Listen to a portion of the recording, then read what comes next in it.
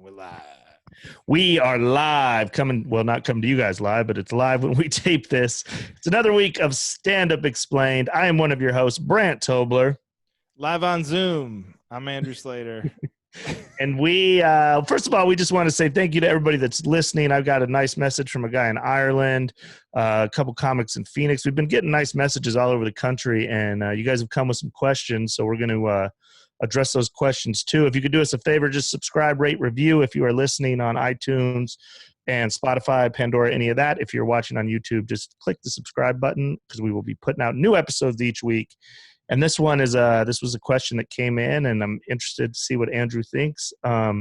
Today's question is there anything you won't joke about? You can start us off here. Is there, you would personally answer? That's such a good question because every comic wants to say no. And my instinct is you think it's no until you run into that thing, right? Like until you get to that one subject or topic that you don't. I think I was definitely earlier on, I had more of a mandate to myself to make a joke about anything, or I was committed. The more someone told me you can't joke about that, the more I wanted to do it.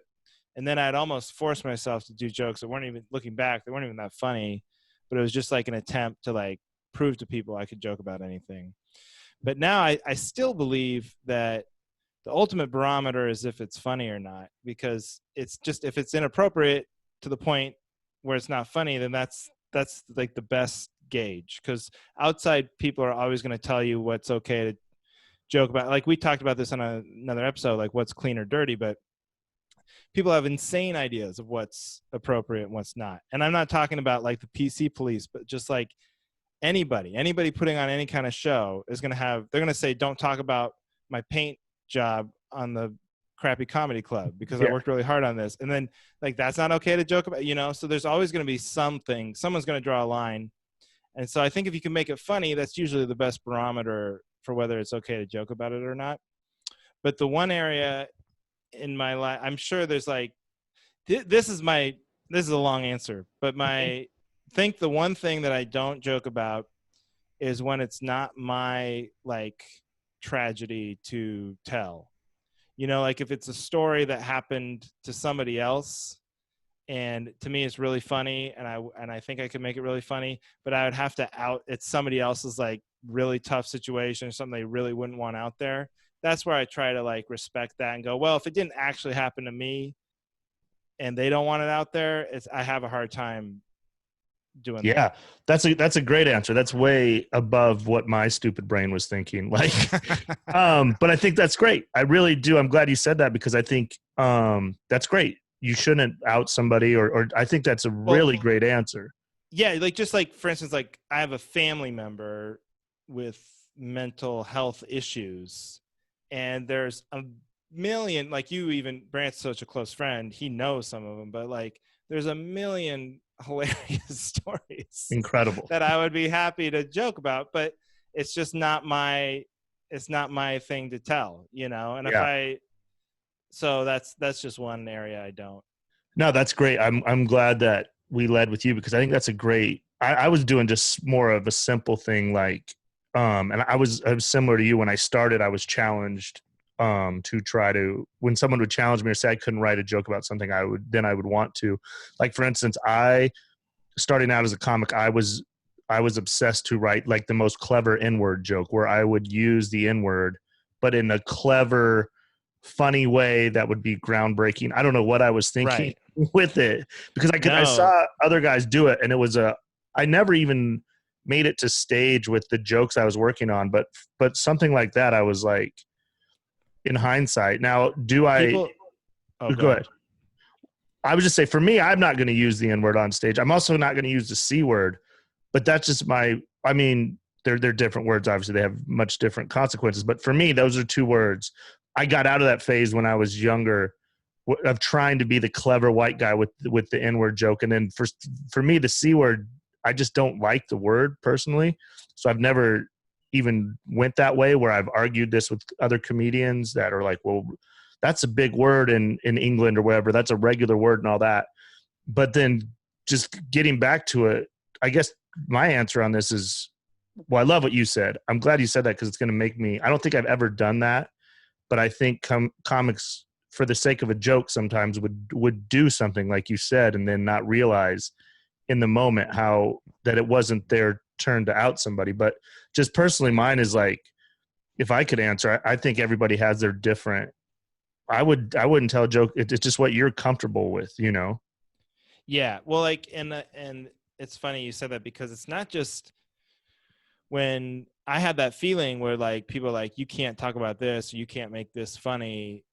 And you know, we've brought this up other times too, but it's like in a comic's head, that's then now what do you want to do? You want to do that. Yeah. You want to show, it's just like, anytime you tell you not to do something, that's exactly what you want to do. So but it's not just like controversial stuff. I remember I had some dumb joke about, or I was complaining about 3D glasses or something. And this, my friend Mike was like, you can't make that funny. No, everyone likes those. You're not gonna make that funny.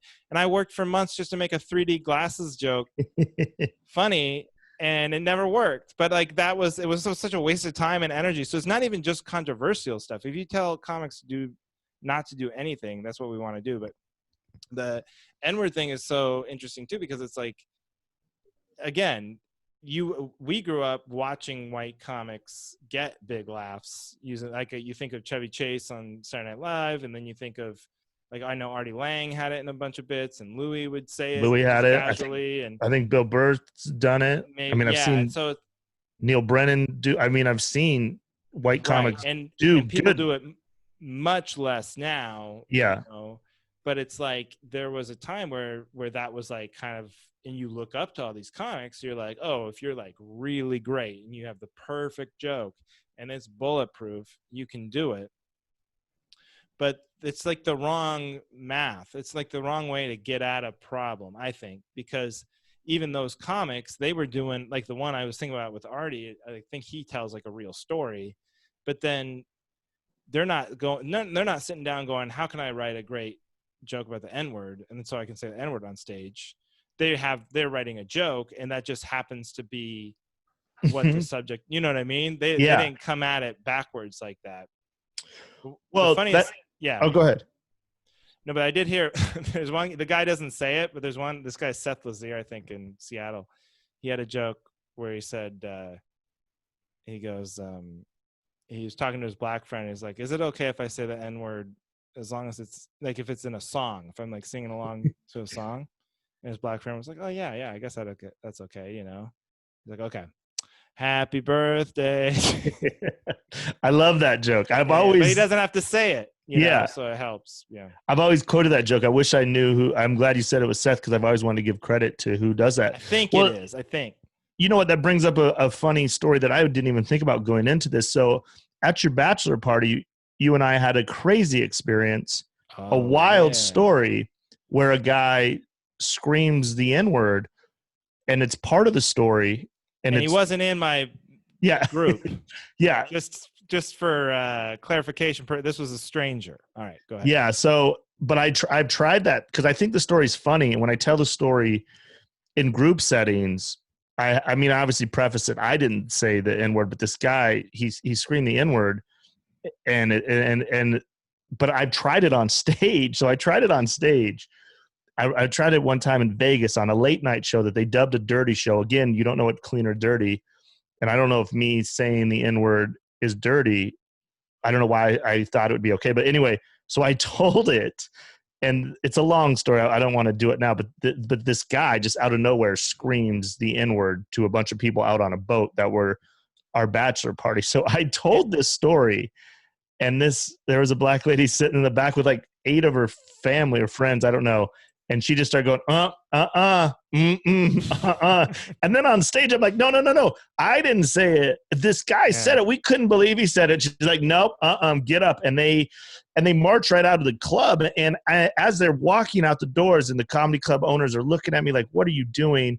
And I'm up there still like, no, but I'm just telling you what happened in the story. That this isn't me saying it. And I was like, even then I realized, man, I just would, I would stay away from certain words like that. And because I think it would have been funny if they would just let me finish it.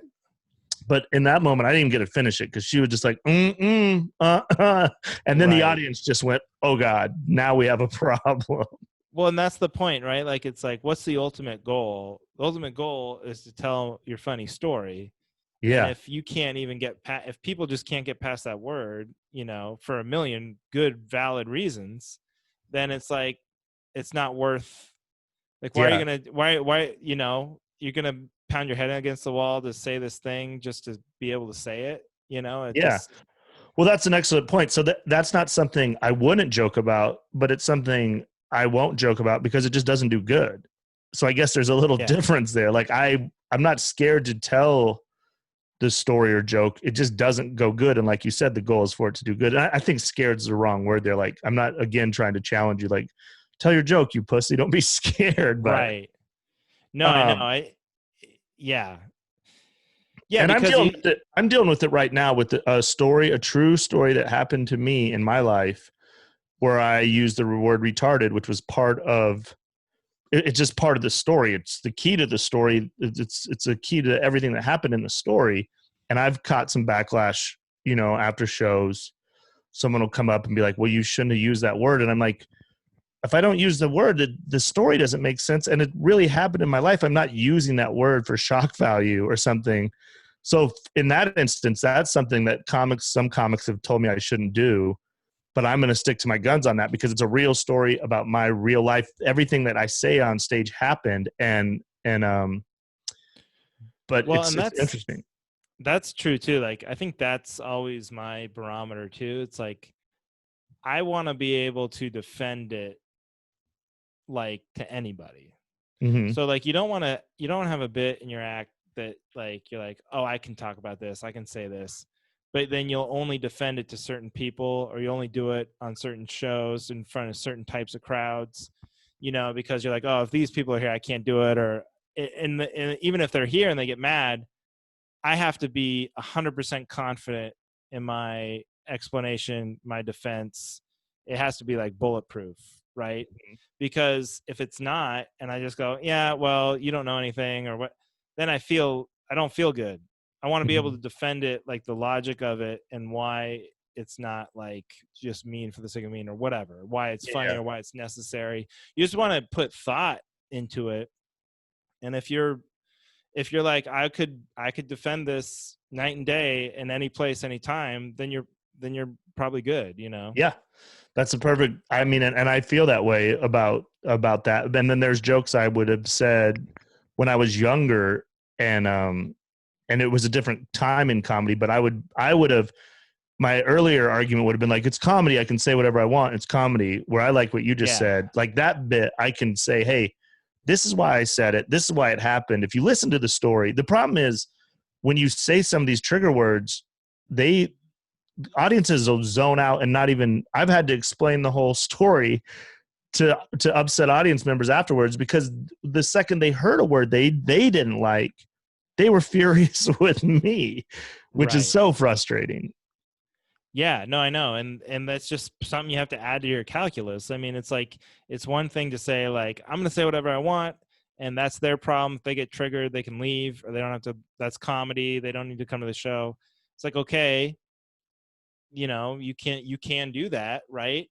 But then also, if you're just if it's too many people that's happening to, you know it's you're going to suffer, and it's just the jokes are going to suffer. And we've all seen comics who value way more just the right to say whatever they want over their right to be funny, and it ends up just being like, okay, it was like this exercise in First Amendment stuff, but then there's no jokes, or it's not funny enough to justify. It's Yeah. like, oh, okay, you got to say whatever you want, but what was the point?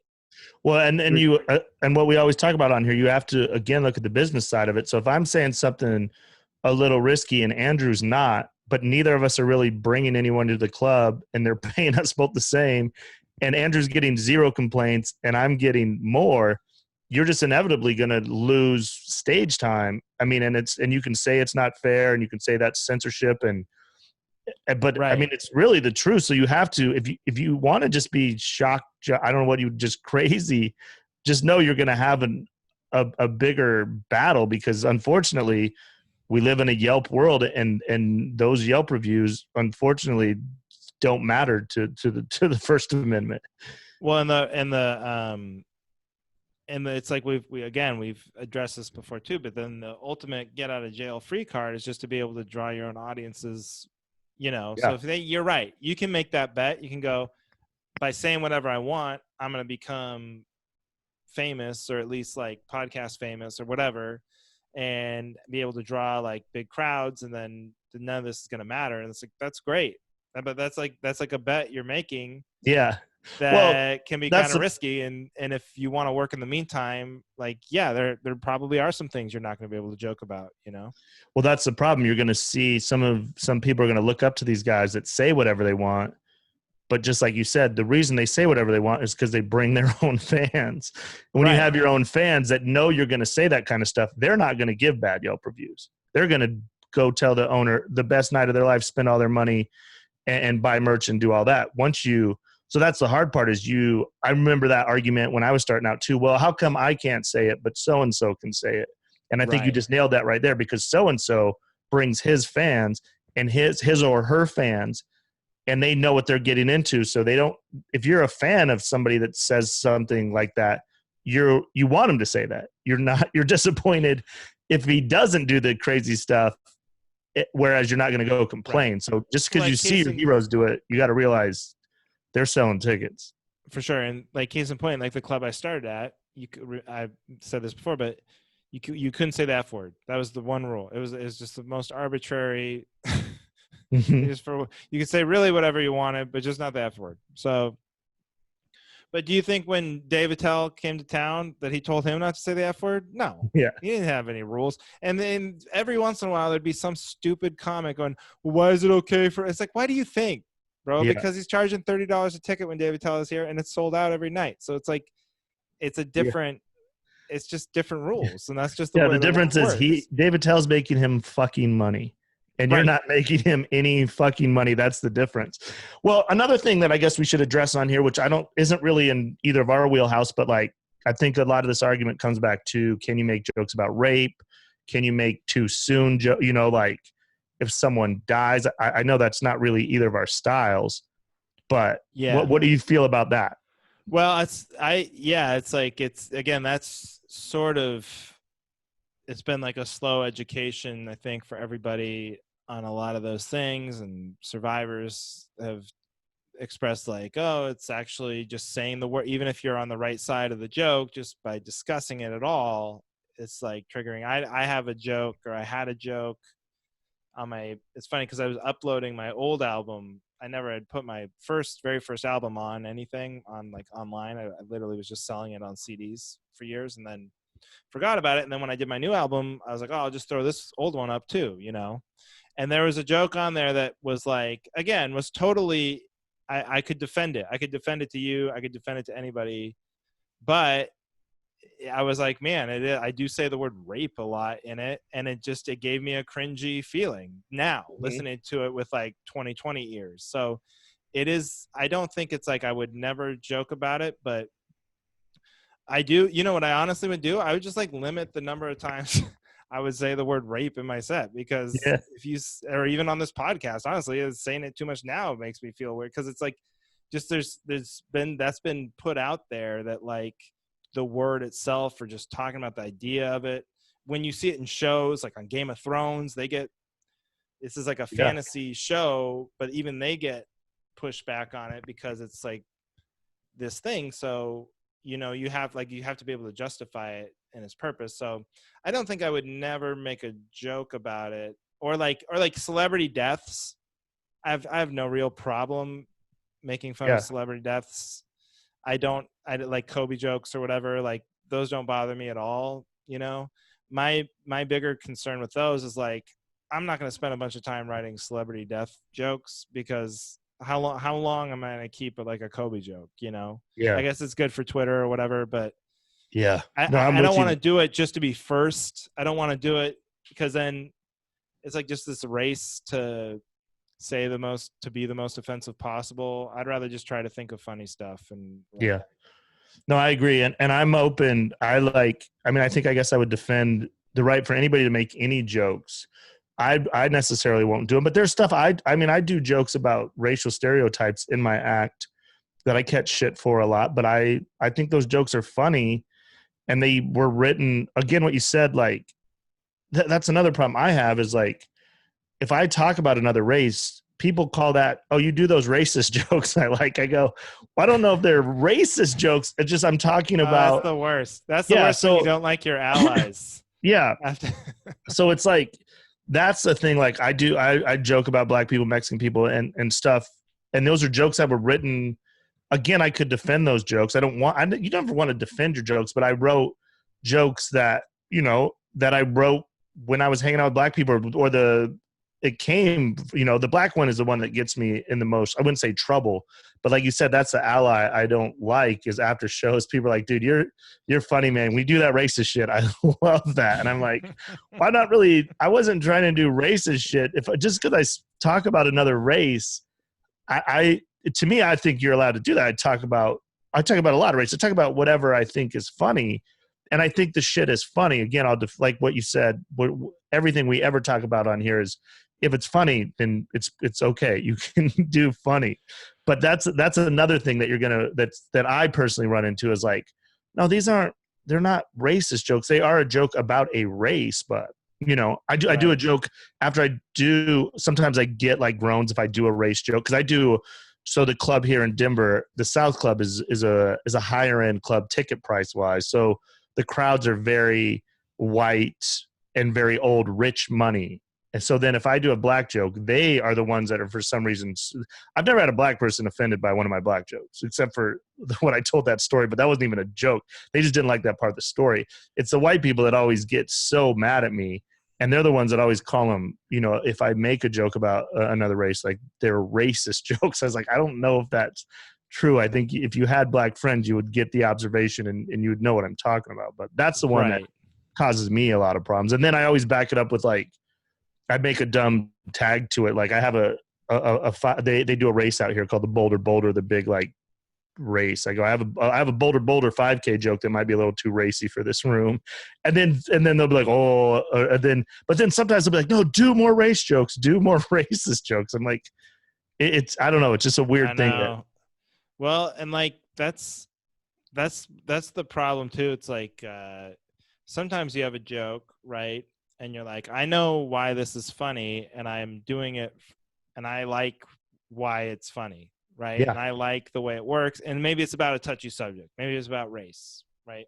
Mm-hmm. And then I've noticed, though, in the past, I get jokes where people, if it's the right crowd, it's smart enough, they laugh, and you can tell they get it. Yeah. But then there's crowds where they laugh, and you're like, no, you're laughing at the wrong part. Yeah. You're laughing for the wrong reasons, and then that makes me mad. And then I'm like, I shouldn't tell that joke. Yeah. To this crowd, because they're not smart enough to get what I'm trying to. You know what I mean? Like, yeah, no, for sure. That's an excellent point too. You can sometimes be like, you want the laughter no matter what, but there is a definite, like, oh, they're I'm trying to think of an example. I know I have like a few, because I've had this feeling after shows several times, and like, definitely whatever dumber rooms, for lack of a better word. Well, here, I'll tell you one that this joke I don't do anymore. This is like a joke I wrote probably 13 years ago when I just started, and I used to close with it. It would crush. And now if I do it, and sometimes I do it just to fuck around and just to see what kind of weird, just to do it, just because, well, maybe what you said earlier, I just do it because I know I'm not supposed to. But one of the first jokes I ever wrote a long time ago was, I would say, if you're driving at night and you hit a black guy, should you really get in that much trouble? And then that would get so the whole joke goes, I feel the same way if you hit a Mexican or if you hit a white person in a blizzard, if you hit a Mexican in a dust storm, if you hit an Asian in a crosswalk, they would hit you. Or I forget the joke now. I'd say, or if he'd hit you. That was his name. He'd hit you. That might even be his name. He hit you. So it's a stereotype joke. It's an old joke that people used to love, and now you can't. It doesn't do close to as good as it used to. But sometimes when I'd start that joke, I'd do the, if you hit a black guy at night, should you really get in that much trouble? And they'd laugh or cheer at that. And I'd be like, oh no, that's not, the Right. joke's supposed to get a cringe there. When it gets Right. that cringe and they're like, oh my God, I can't believe he said that. Then I say the white person, I say the Mexican, then they loosen up like, oh, he's making fun of everybody. It's a group joke. It's not just about black people. But when I start that joke and they react to that first setup, I'm like, oh no, this is not, this is bad. This is not how it's supposed Right. to go. They don't even just laugh. They just like, They they just cheer. look to each other like, yeah, he's right. He's making Yeah. a great point. Yeah. So stuff, I mean, that joke, again, I think that joke's funny. My acts luckily evolved from it. It's still actually, if I do throw it in sometimes, if something weird happens and that just comes up or something, I'll do it. But I mean, that's just the thing with comedy. It's changed. And back then, like I said, I couldn't wait to tell that joke because people would go fucking crazy. And now if I even tell that joke, I'm like, do I really even want to do this? Is this really worth Right. it? It's just not. Yeah. So it's not, but I still do it. Like I said, if I want to. And I think Because that's, yeah. yeah, because it matters where the laughs come from. You know, like Yeah. I'll give you a quick example because like everyone talks about colleges and like how you can't joke at colleges anymore and you know, they're so too PC and all this stuff. But I've really only had one instance where anybody came up to me after a show at a college and I had this joke about I had this joke about how you shouldn't be allowed to do math on a plane. So that I sat next to this guy one time and he was doing like complicated math. And the whole joke is just like on a worksheet, like not even Mhm. a workbook, but like just straight up blank page making up like math, like Goodwill Hunting and shit. And I was like, that's too scary. I don't know what that is. That makes me feel bad, you know, like about my entertainment options. Now I feel dumb sitting next to this guy. And then the whole thing. And then I said, I don't know how that he could be building a bomb. Right. That was one thing I said. But the way I described this really happened. I mean, I really sat next to a guy like this and he was an old white guy and he had a big bushy beard. And I used to describe him in the act, but I wouldn't say white. I said next to this guy, he had a big beard. And then I talk about it and I'd say, I don't know, he could be building a bomb for all I know. And that would always get a big laugh because, and I used to think it was because they were thinking like me, right? Like the math is confusing and it could be how you make a bomb. But then I had this girl come up to me after a show one time and she's like, I had a problem with that joke. And I was like, well, what of all the jokes I do, I couldn't Yeah. believe that was the problem. And in her mind, she thought I was making like an Arabic Yeah. joke Yeah. because I say that he has, she's like, why do you even have to say he has a big beard? And it's like, well, honestly, I don't know. It's just because he had a big beard. That's just a detail I put in to the joke.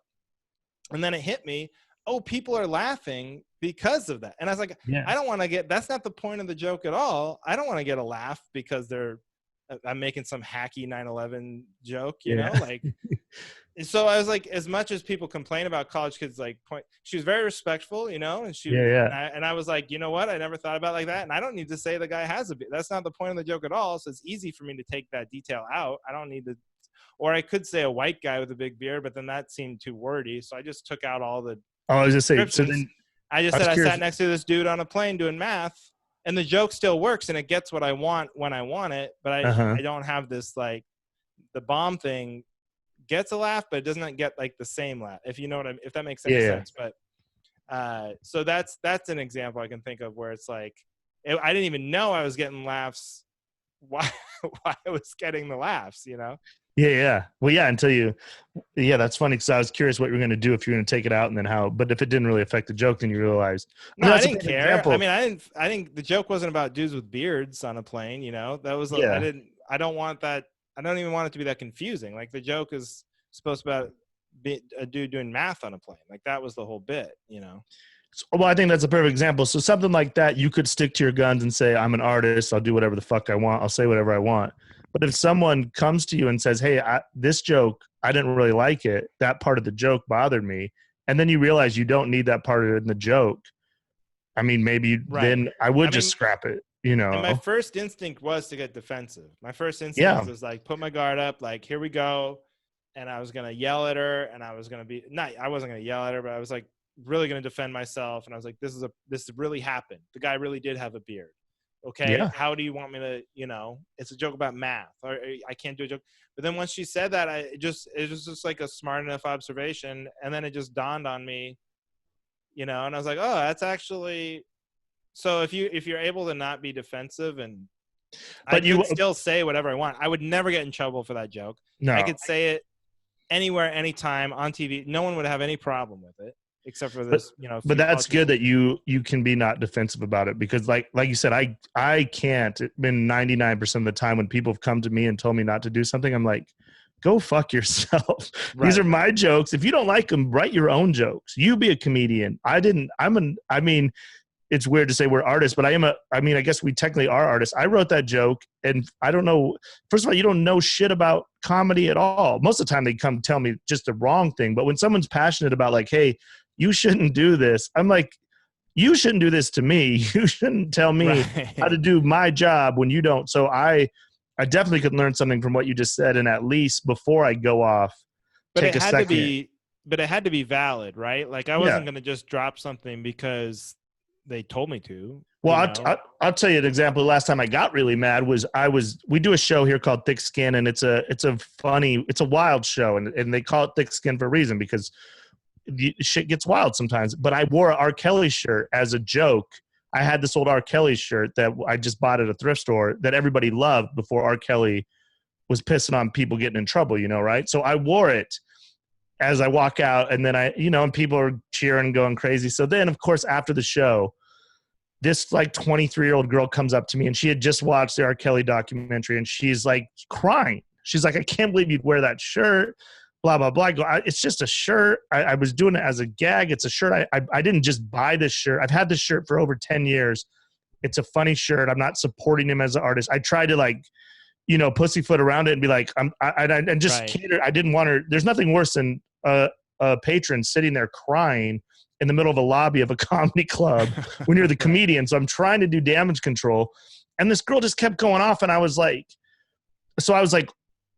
I said, you know what? I won't wear this shirt. I'm sorry. And she just kept going. Then I was like, it's crazy, but what if I would have had a Michael Jackson shirt on? Would you have felt the same way? And she's like, no, why?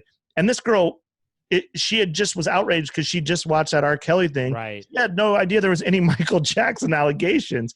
So her friend who had her back was yelling at me while she was crying. I was like, you Google Michael Jackson while she's yelling at me. And then she did. And then they were like, oh my God. And then they were like, they want to be mad at Michael Jackson. But the girl kept crying to the point where I guess I don't care in hindsight, to the point where I was like, you know what? I'm going to fucking take this shirt off and you do what you want with it. And you could just take this shirt and it'll be gone forever if it's because she was so. I just don't want to sit and watch someone cry over a fucking t-shirt. And I ended up taking my shirt off because I was wearing like a hoodie over it. And then I just walked home, zipped up hoodie, no shirt. But I said, you know what? If this shirt is causing you this much fucking pain and I just want to be done with this fucking conversation, I just said, here, Right. I took the shirt off. And I guess I felt like I won, but I was like, this is fucking ridiculous. It's a fucking t-shirt.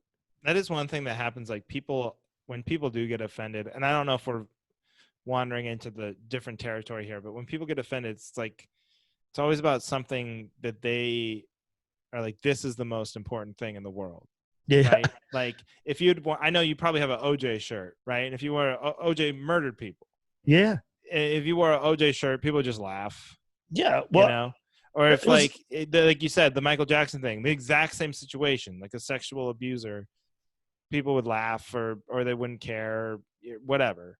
So it's like, but because they just had watched the documentary, or it's always when something you could talk about the most innocuous thing, but if someone in the crowd that's just happened to them, or then it's like they want to make hell over it. It's like, but you got to take yourself as an audience member. You really have to take yourself out of it. I'm extra pissed off about this right now because I just watched this. I know not everybody in the world just watched the R. Kelly documentary. I mean, that was probably the joke you were probably going for, but like, yeah, but I mean, that's a great example though, because I've seen it happen too, where let's say someone had an abortion that week. We don't know they had an abortion. And then you do an abortion joke and then they'll come up and go, hey, I had an abortion joke this week. Why would you do that abortion? And you're like, I didn't know that. It's like, it's crazy. So then you're like, so then I've had comics go, should I not do that joke anymore? I go, no, it was a very funny, like it was a great joke. And that that was just a person that, and you didn't know it, well, Right. we Like did a our friend, show. even more so, our friend Jill Kimmel got attacked on stage at a comedy club because she said she was talking about she was talking about stalking and her boyfriend's exes, and she said, "I don't care if this bitch cured cancer, I'm still gonna hate her," right?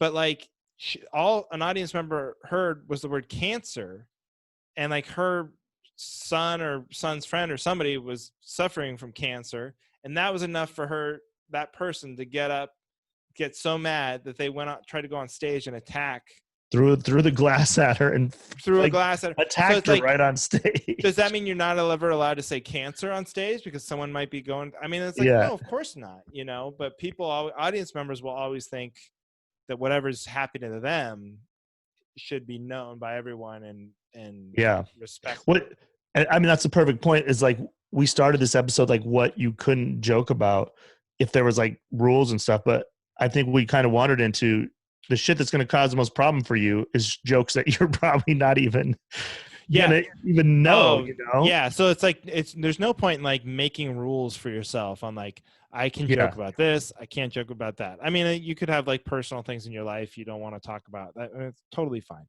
But you're right. You're so right. You can make all these rules that you think, and you could have the edgy joke, and then after that you think is edgy, and then nobody cares. But then the joke, I have a joke about my mom being crazy, just like the most like she's not like literally crazy, but just how moms are crazy.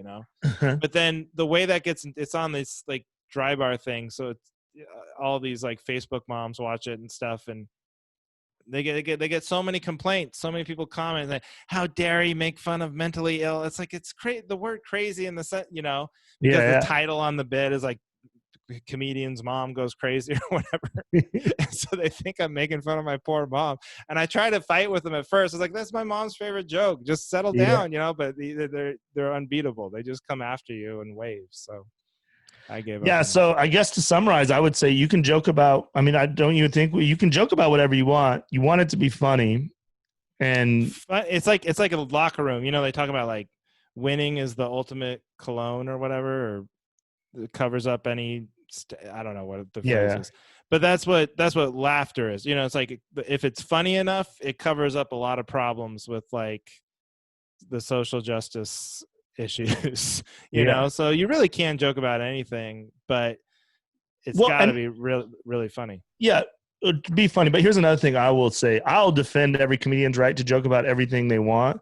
And that's a thing. Like I've had too many comedians fucking whining about my jokes. Like you of all people should know other comedians like, hey, sometimes we're going to try shit that doesn't work, or like I'll always, and you'll see Chappelle and all the big comics. I mean, Chappelle gave that speech about like, if you want to do rape jokes, abortion jokes, death jokes, whatever you want, I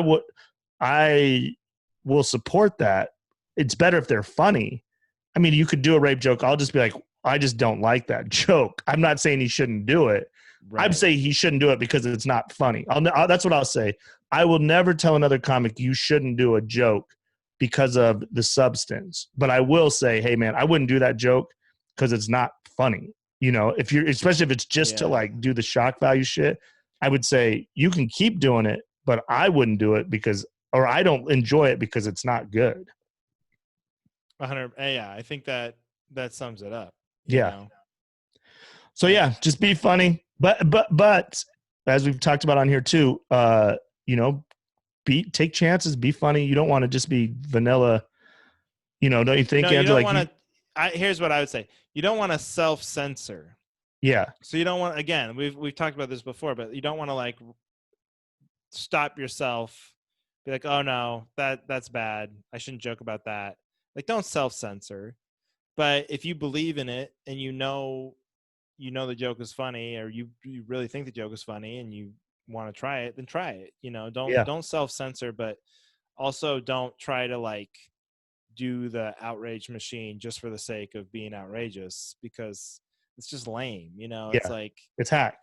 let the it is hack. I mean, let the comedy drive it.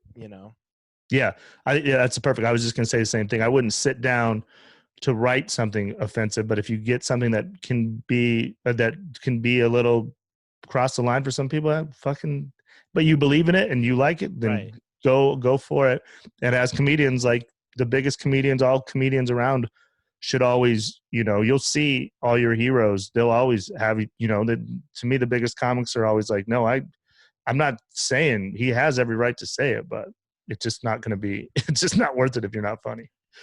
Right. Yeah. So, all right, guys, hope you guys enjoyed this episode.